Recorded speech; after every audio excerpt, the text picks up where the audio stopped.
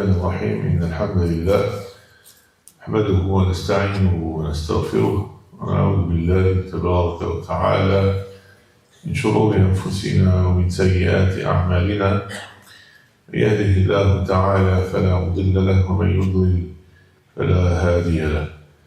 وأشهد أن لا إله إلا الله وحده لا شريك له وأشهد أن محمدا عبده ورسوله.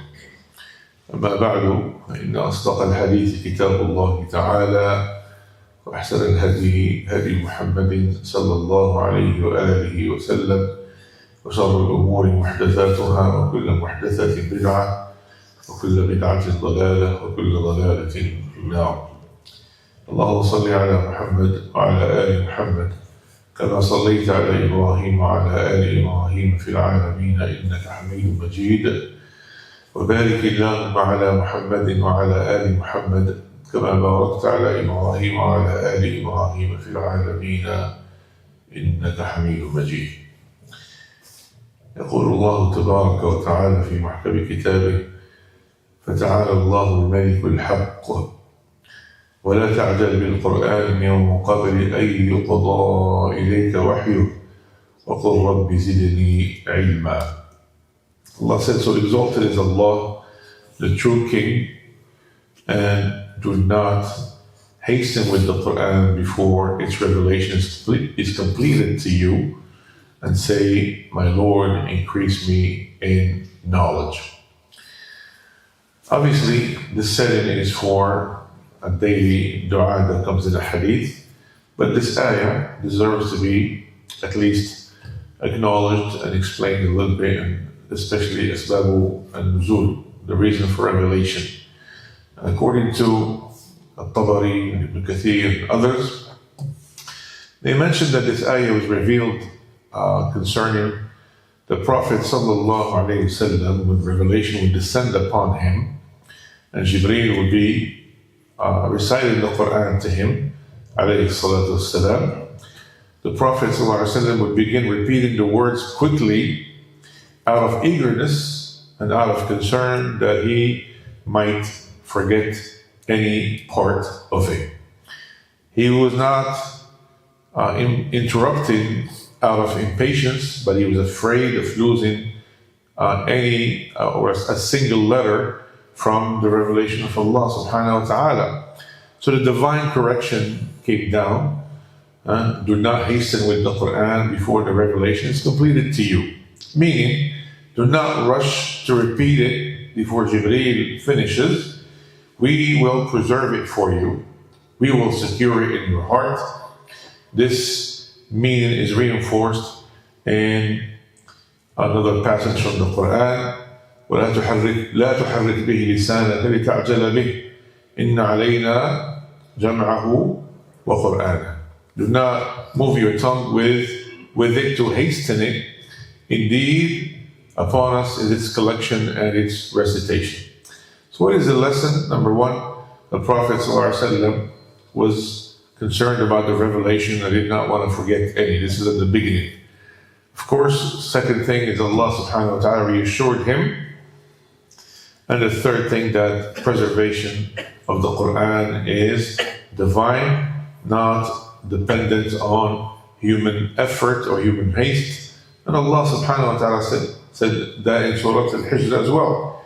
إِنَّا نَحْنُ نَزَّلْنَا الذِّكْرَ وَإِنَّا لَهُ لَحَافِظُونَ.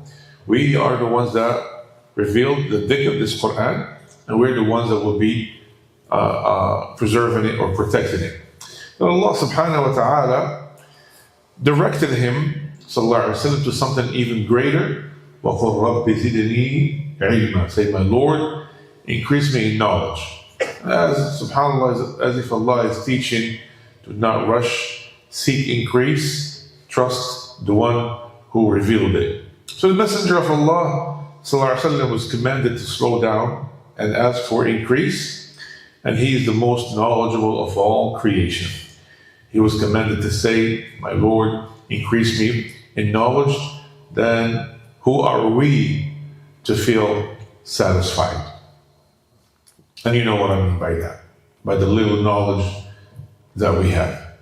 Allah subhanahu wa ta'ala did not command His Prophet sallallahu alaihi wasallam to ask for more wealth.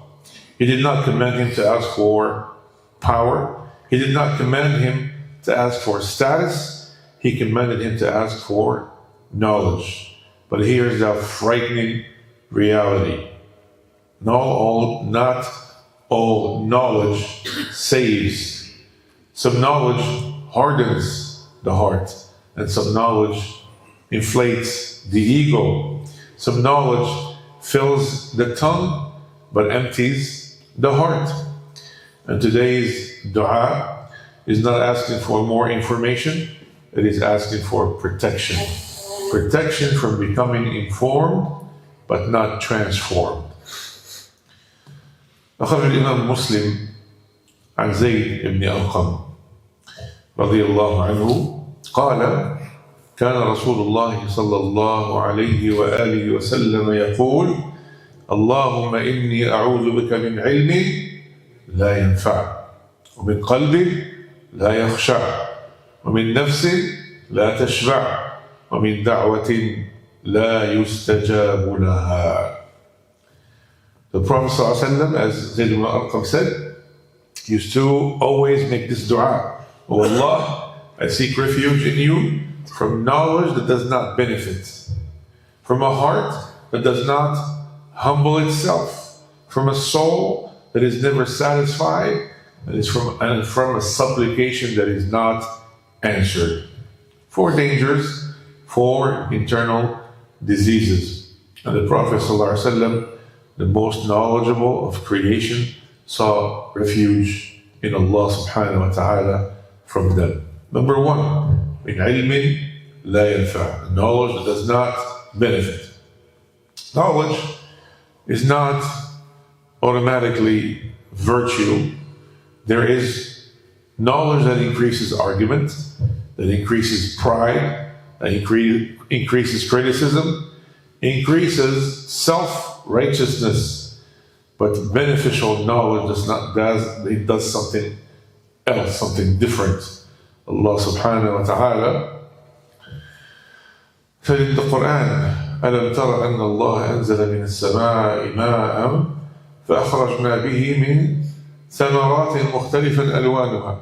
It's in Surah Fatir. And He gave us subhanahu wa ta'ala أعطانا من علمه الذي نرى في الطبيعة ثم قال إنما يخشى الله من عباده العلماء. Allah says only the people of knowledge truly fear Allah subhanahu wa ta'ala. وَاتَّقُوا اللَّهَ وَيُعَلِّمُكُمُ اللَّهُ. The more taqwa, fear of Allah, the more knowledge, and it's a circle. It's a cycle. And the more, subhanAllah, taqwa, the more knowledge, the more you have taqwa. They increase each other, subhanAllah. So the equation here is knowledge leads to khashya. Khashya is a different kind of fear. It's a reverent fear. If knowledge does not increase humility, it is incomplete. Whenever you see someone, unfortunately, that claims to have knowledge, and that knowledge pushes him to arrogance, then he hasn't learned anything. He doesn't know anything. That's why the ulama, the true ones, you see the humility on their face. You see that the knowledge that they have acquired has humbled them. Ibn Mubarak rahimahullah used to say that we will sit with our scholars and learn the adab. And part of the adab is humility for 30 years before learning any knowledge. SubhanAllah. So knowledge with no humility is incomplete. And if the Quran does not soften your heart, does not soften you as a person, then subhanAllah, it has not yet penetrated your heart.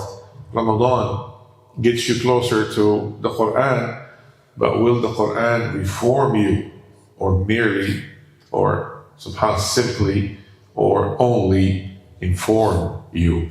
It's a choice. Number 2, وَمِنْ قَلْبٍ لَا يَخْشَى. Khushur, a heart that does not humble itself. And khushu' is a softness before Allah subhanahu wa ta'ala, a heart that does not humble, then subhanAllah, it hears ayat and does not tremble, praise but does not feel it, fast but does not reflect. Allah subhanahu wa ta'ala describes the true believers, and subhanAllah, ayat that the Shaykh recited today, beautiful ayat. Allahu anzala أحسن الحديث كتابا متشابها مثاني تقشعر منه جلود الذين يخشون ربهم ثم تلين جلودهم وقلوبهم إلى ذكر الله. Allah subhanahu wa ta'ala sent down the best statement, a book consistent and repeated. The skins of those who fear their Lord shiver from it, then their skins and their hearts soften to the remembrance of Allah subhanahu wa ta'ala. Skins shiver, hearts soften. If Ramadan ends and your heart remains hard, you missed something. Number 3, وَمِن نَفْسٍ لَا تَشْبَعْ, a soul that is never satisfied. أخرج البخاري ومسلم عن أنس أن رسول الله صلى الله عليه وسلم قال: لو أن لابن آدم واديا من ذهب لأحب أن يكون له واديان ولن يملأ فاه إلا التراب ويتوب الله على من تاب. The son of Adam, if he has a valley of gold, a whole valley of gold, imagine, he would love to have a second one, 2 valleys instead of 1. 2 is better than 1. Right? One valley of gold, maybe not enough. Let's get a second one. Subhanallah. Isn't that the reality of those that compete for wealth in this day and age? $5 billion, that's a good number, but 10 is better, 12 is better, and they keep going. Subhanallah. Then he goes on to say, and nothing fills the mouth of the son of Adam except dust. Turab. And of course, according to scholars, he's referring to the dust and the dirt of the grave. And Allah accepts the repentance. Repentance from what? From excessive greed to or of whoever repents, subhanAllah. So this is the unchecked soul. Always more, never enough. And Ramadan comes to this discipline, this entertainment. When you deny yourself lawful food, you are training your soul to accept limits. And number 4, وَمِن دَعْوَةٍ لَا يُسْتَجَابُ لَهَا, from a supplication that is not answered. عن أبي هريرة رضي الله عنه فيما أخرجه مسلم قال صلى الله عليه وسلم: إن الله طيب لا يقبل إلا طيبا. ثم ذكر الرجل عليه الصلاة والسلام، ذكر الرجل يطيل السفر أشعث أغبر يمد يديه إلى السماء: يا رب يا رب، ومطعمه حرام ومشربه حرام وملبسه حرام وغذي بالحرام فأنى يستجاب لذلك. The Prophet ﷺ, hadith of Abu Hurairah, he said that Allah subhanahu wa ta'ala, he said, "O people, Allah is pure and He only accepts that which is pure." And then indeed, Allah subhanahu wa ta'ala has commanded the believers to the same thing that He has commanded the prophets and the messengers. And then subhanAllah, He mentioned, of course, the ayah, O messengers, eat from what is good and pure, and act righteous in the righteous way. Indeed, I am knowledgeable of what you do. Then He mentioned the Prophet ﷺ, a man who travels for a long time. Of course, he travels to seek sustenance. He's disheveled and dusty, and he stretches his hands out to the sky saying, my Lord, O Lord, O Lord, while his food is unlawful, his drink is unlawful, his clothing is unlawful, and he has been nourished with that which is unlawful. So how can this supplication be answered? نعوذ بالله من دعوة لا يستجاب لها. So Ibn Rajab said that beneficial knowledge is that which penetrates the heart and produces humility and submission, not that which remains merely on the tongue. And Hassan al-Basri said knowledge is not by much narration, but knowledge is light that Allah places in the heart. And speaking of that, subhanAllah, Imam Shafi'i, this Shaykh Yuzkar, was the human Xerox machine. Imam Shafi'i, if he opens a book and he has to memorize the first page, the one on the right, if he looks at the one on the left first, he will memorize it first. One look. SubhanAllah. So he puts his sleeve on the left page to look at the right page first, because he takes one look at it and he memorizes it. And then one day he is out in the street and this woman is walking, and subhanAllah, the wind lifted her toe, whatever she was wearing, and he saw her ankle by accident, and he looked away. And then that ability, maybe he had to look for, instead of looking for 2 seconds, he had to look for 30 seconds to memorize, and that really bothered him. So he went to his sheikh, tell him, I'm having this problem with memorizing, man. I was like, I can't memorize anymore. So he gave him advice. Who knows that advice?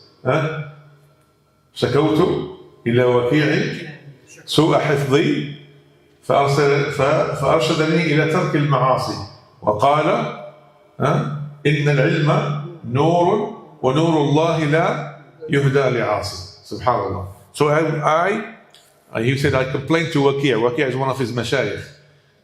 My inability to memorize, so he directed me towards leaving sins.